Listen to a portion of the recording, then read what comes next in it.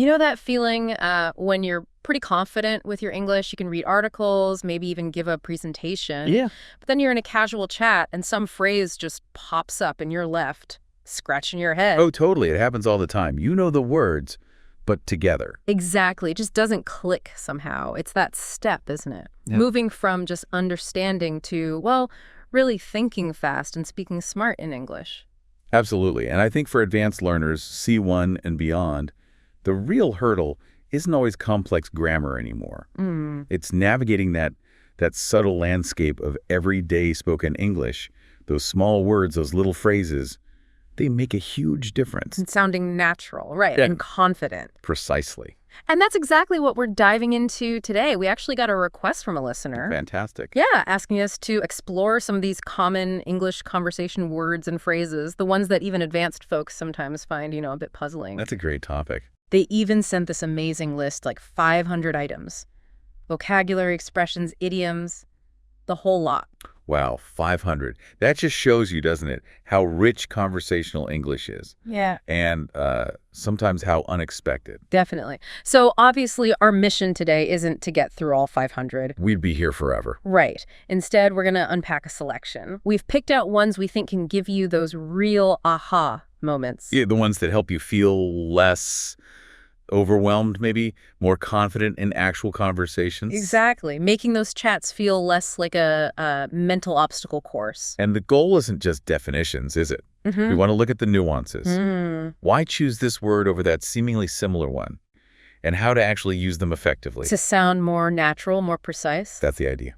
Okay, so let's kick things off. We can start with some general conversation bits, discourse markers, that kind of thing. Good place to start. There are clusters, words that seem similar, like absolutely, definitely, and precisely. They all mean strong agreement, basically. They do, but there are subtle differences. Yeah, that's what I'm thinking. Tell me more. Well, absolutely often has this stronger feel of enthusiasm, like real finality, an emphatic yes. Okay, enthusiasm. Got it. Definitely. It also shows certainty, but maybe it's a bit more grounded, like based on fact or a strong conviction. Right. And precisely. That's interesting. It agrees, yes, but it also highlights the accuracy of what was just said. So it's like saying exactly right or you nailed it. Precisely. See? Perfect usage. Okay. So if someone says, let's get ice cream, absolutely shows pure joy. Yeah. More than just definitely, which is still strong agreement, but maybe less bubbly. And if someone explains something complex really well, precisely acknowledges their sharp understanding. Exactly. It validates their accuracy. Okay, that makes sense. What about those little words that pepper conversations? Like, actually, are they just filler? They can seem like filler, but they often do real work in the conversation. Subtle work, is often about connection. Like checking if the listener shares your understanding or looking for a little nod. Right, like implying shared knowledge. Yeah. And, usually for clarification. Yeah. Or self-correction. You start saying something, then refine it. Making it more precise. Or elaborating, yeah. And actually, that one's versatile. It can introduce a correction gently, or maybe a slight surprise, something that contrasts with expectations. This is really useful. So if I say, the traffic was awful, I'm kind of looking for agreement, that shared misery. Exactly. You're building rapport. And if I say, I fancy Thai food tonight, maybe Indian. I'm just thinking aloud, correcting myself. Yep, refining your thought process right there in the conversation. And if someone thinks I took the train, and I say, actually, I drove, it's a polite correction. Perfect. See how those little words manage the flow and the connection? Yeah, they really do. Yeah. Okay, how about shifting gears, changing the topic? Anyway, moving on, by the way. Right. All signals for a shift, but they do it differently. Anyway, feels like maybe you went off on a tangent and now you're gently steering back. Or maybe ending a topic that's run its course. It can be exactly that. It can also sometimes subtly signal, okay, let's move past this if a topic gets awkward. Okay. And moving on, that sounds more deliberate? It is. It's more direct. Like, okay, next item on the agenda. More formal, perhaps. And by the way, that's the classic random thought injector, right? Totally. It throws in something new, often unrelated. Yeah. Just popped into your head. Makes conversation feel spontaneous. So, anyway, how was your weekend? Brings it back. Moving on, let's talk budget.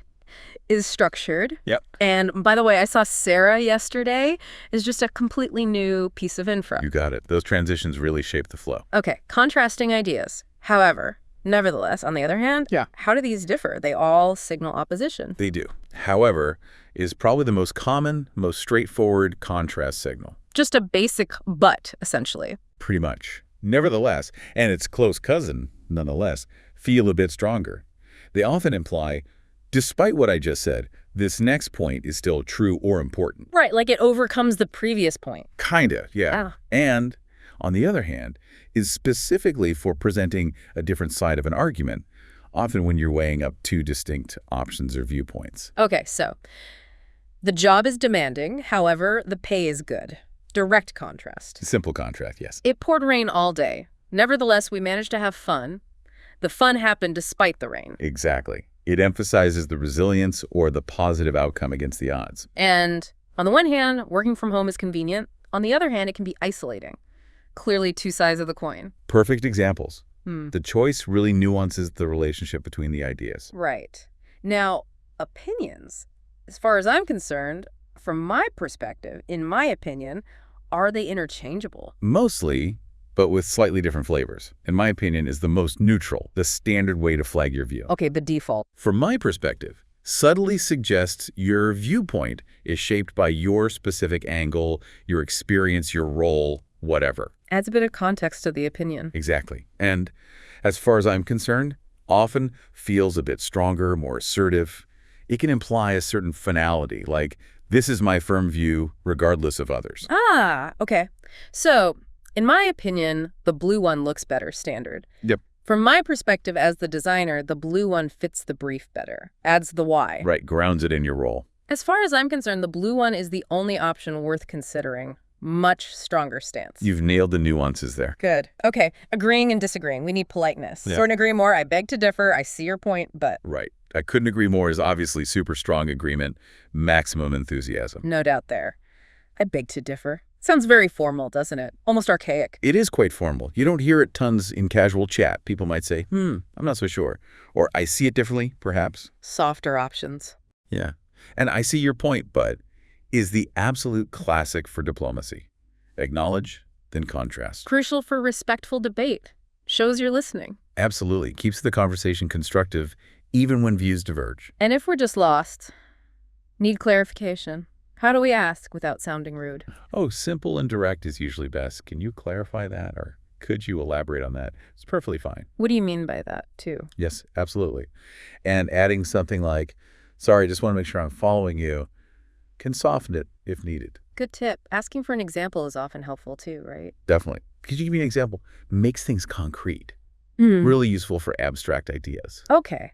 And last in this section, those moments when your brain just stalls or you get interrupted.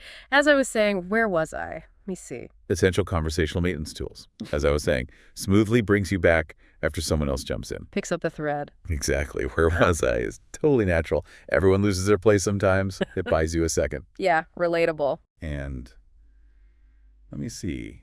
Or just a thoughtful, or gives you that little pause to gather your thoughts before you speak. Perfectly normal. Great. That covers a lot of ground on basic conversational flow. Really helpful.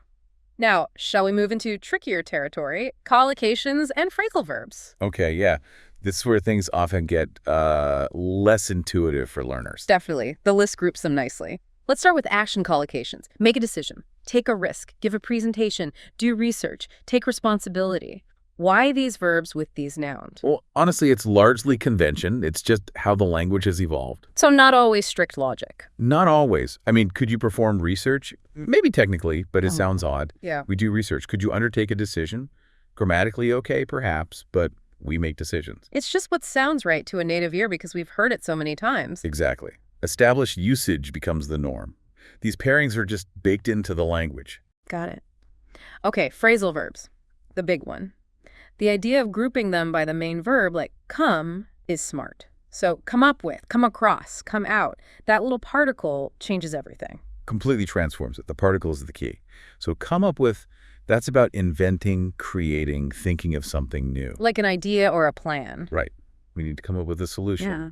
Then come across, that's finding something or meeting someone purely by chance. Unexpectedly, I came across this old letter. Perfect. And come out can mean a few things, like something being published or released, Her new album comes out soon. or it can mean information becoming known. The truth will come out eventually. Okay, that shows the challenge right there. Same verb, different particles, different meanings. Let's look at ones for relationships or interactions.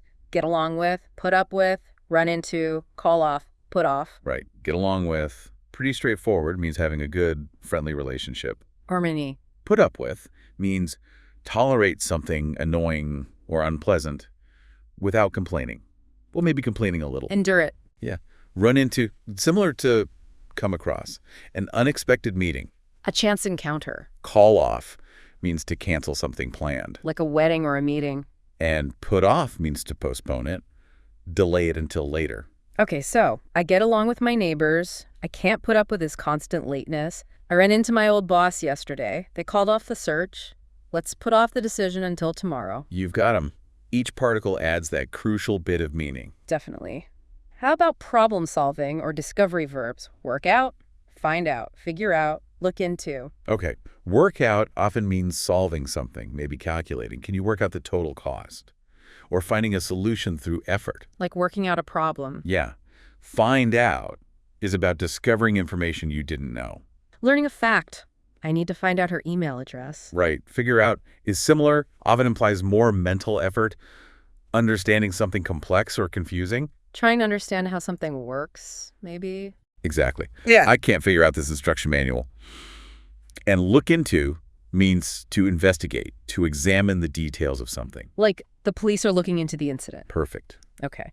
And then continuation or stopping. Keep on, carry on, give up, call off again. Right. Keep on and carry on basically both mean continue. Keep doing something. Persevere. Yes. Give up is the opposite. Stop trying, quit. Admit defeat. And call off, as we said, means cancel, which is a form of stopping something planned. Got it. Now, some less obvious ones the list mentions. Iron out, jot down, nail down.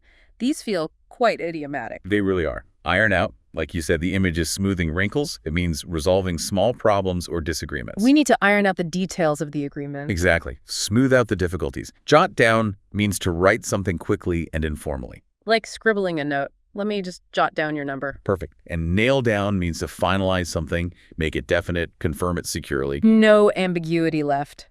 We need to nail down the venue for the party. Precisely. Fixing it firmly in place. These phrasal verbs really add color and efficiency once you get the hang of them. They do, but they definitely take practice. No kidding. Okay, final section. Idioms and those other versatile phrases. The really figurative stuff where the literal meaning is way off. Yeah, the fun stuff, but also the most confusing sometimes. Let's start with some visual ones. A piece of cake costs an arm and a leg. Hit the nail on the head. Classic examples. A piece of cake means super The easy. exam was a piece of cake. Cost an arm and a leg means incredibly expensive. That car must have cost an arm and a leg. And hit the nail on the head. You said something exactly right, perfectly accurate. Like you did earlier with precisely. The imagery helps these stick. It really does. What about opportunity idioms? Miss the boat. The early bird gets the worm. Missed the boat. You lost your chance. You were too late for an opportunity. Should have acted sooner. Yeah. And the early bird gets the worm is that proverb encouraging acting quickly to get the best outcome. Be first, get the advantage. Makes sense. Communication and secrets. Let the cat out of the bag. Spill the beans. Speak of the devil. Okay, let the cat out of the bag and spill the beans. Both mean revealing a secret, often accidentally. Oops. Shouldn't have said that. Exactly. And speak of the devil is what you say, often humorously, when the person you were just talking about suddenly shows up. Happens all the time. It does. Effort and perseverance idioms. Go the extra mile. Hang in there. Throw in the towel. Go the extra mile, do more than expected, put in extra effort. Show dedication. Right. Hang in there is pure encouragement. Don't give up. Keep going through a tough time. Like keep on or carry on, but more encouraging. Yeah, specifically for difficult situations. And throw in the towel means to quit, give up, admit defeat. Comes from boxing. Ah, right. So, she always goes the extra mile for her clients. I know it's tough, but hang in there. He finally threw in the towel on trying to fix the old lawnmower. Perfect uses. Agreement and understanding idioms. See eye to eye on the same page. Both mean agreement or shared understanding. See eye to eye is about agreeing completely. Having the same opinion. And on the same page means having the same information or understanding of a situation so you can work together effectively. Both super important for teamwork. Absolutely vital. The list also mentions idioms with interesting origins like bite the bullet and break a leg. Briefly, what's the story? Well, bite the bullet likely comes from surgery before anesthesia, where soldiers literally bit a bullet to cope with pain. Now it means face something difficult bravely. Wow. Okay. And break a leg. That's theater superstition.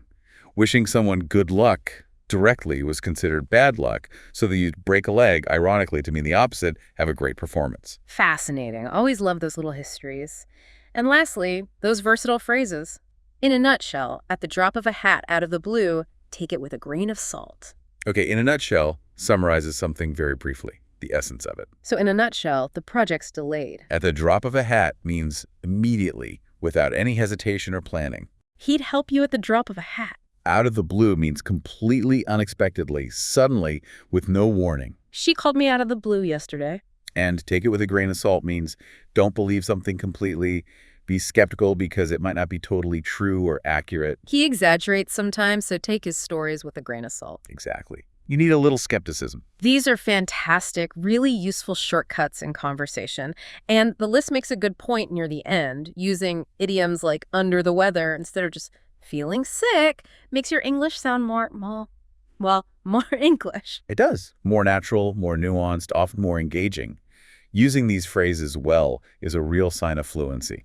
Well, this has been incredibly helpful, just scratching the surface of that huge list, but it really highlights how important these conversational building blocks are. It's about moving beyond just words to understanding these common chunks of language. Right. It's a game changer for feeling confident and natural when you speak. And like we said, this is just a taste. That full list is definitely worth exploring further. Absolutely. The main takeaway, I think, is that fluency isn't just about grammar rules.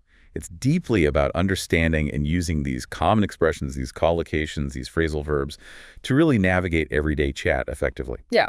So here's something for you, the listener, to think about.